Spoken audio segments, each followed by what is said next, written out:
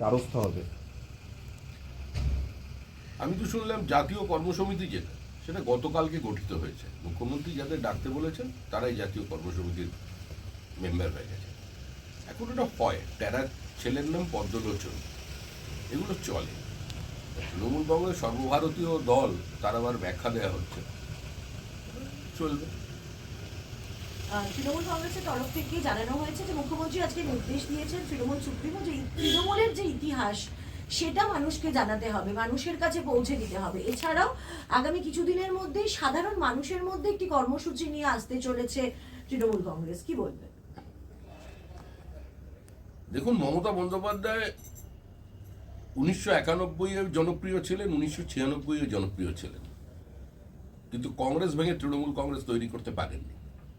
যখন অটল বিহারী বাজপেয়ী প্রধানমন্ত্রী হওয়া নিশ্চিত, ঠিক সেই মুহূর্তে তিনি বিজেপির সঙ্গে আসন সমঝোতা করে কংগ্রেস ভেঙে তৃণমূল কংগ্রেস তৈরি করেছিলেন। কারণ কংগ্রেসের যখন গর্ভযন্ত্রণা শুরু হয়েছিল, ঠিক সেই সময় লেবার রুমে যদি অটল বিহারী বাজপেয়ী আর লালকৃষ্ণ আদবানি না থাকতেন তাহলে দলটার জন্ম হতো না। আর ইতিহাসটা এটাও লিখবেন যে কিভাবে চিহ্নিত এবং প্রতিষ্ঠিত তাদের শব্দবন্ধ হারমাদ, এই সিপিএমের হারমাদরা কি করে 2009 সাল থেকে 2016 সালের মধ্যে সম্পূর্ণভাবে তৃণমূলে সম্পৃক্ত হয়ে গেলেন, সেই ইতিহাসগুলোকে জানাবেন তরুণ প্রজন্মকে। তৃণমূল অত্যন্ত স্ট্রিক্ট একটা রাজনৈতিক দল, আজকে আবার অনুশাসনের বার্তা দেওয়া হয়েছে। তো কল্যাণ বন্দ্যোপাধ্যায়কে ডিসিপ্লিনারি কমিটির দায়িত্ব দেওয়া হয়েছে পার্লামেন্টে, কীভাবে দেখছে? না, ওনার মধ্যে একটা বীর রসের আধিক্য আছে, সেই জন্যই ওনাকে বেছে নেওয়া হয়েছে পার্লামেন্টে। আর দলের মধ্যে উথাল পাতাল চলছে, কাউকে আটকে রাখা যাচ্ছে না।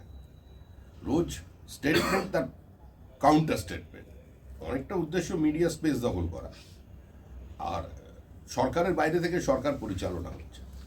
সেজন্য সব জায়গায় এত ডিসিপ্লিনারি অ্যাকশন শুরু হয়ে গেছে। এগুলোর একটাই ইঙ্গিত দিচ্ছেন যে তৃণমূলের বিদায় ঘণ্টা বেজে গিয়েছে। এবারে দুর্গাপুজোর যে ঢাক বেজেছে ওটাই তৃণমূলের বিসর্জনের ঢাক।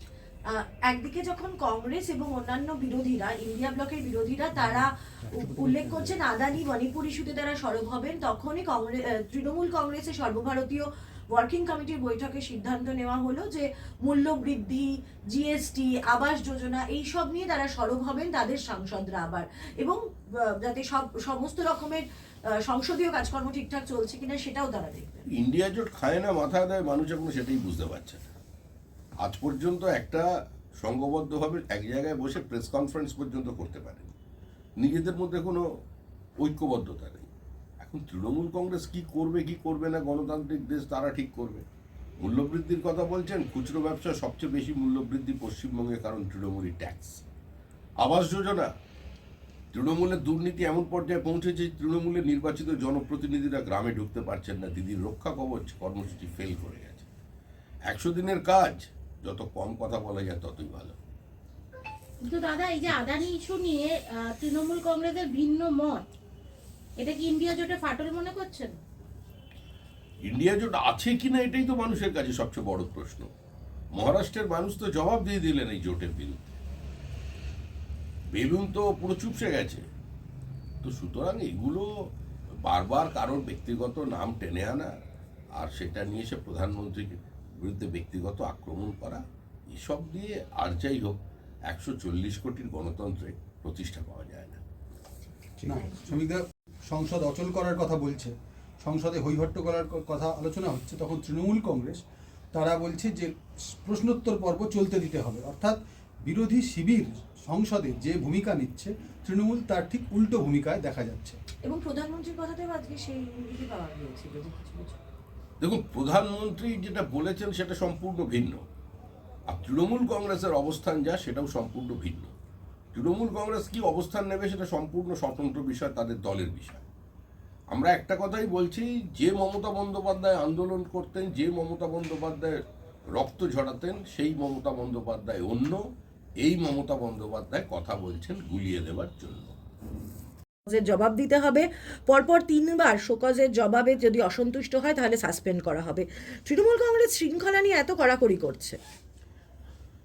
বিশৃঙ্খলা তৃণমূল কংগ্রেস এটা সমার্থক শব্দ।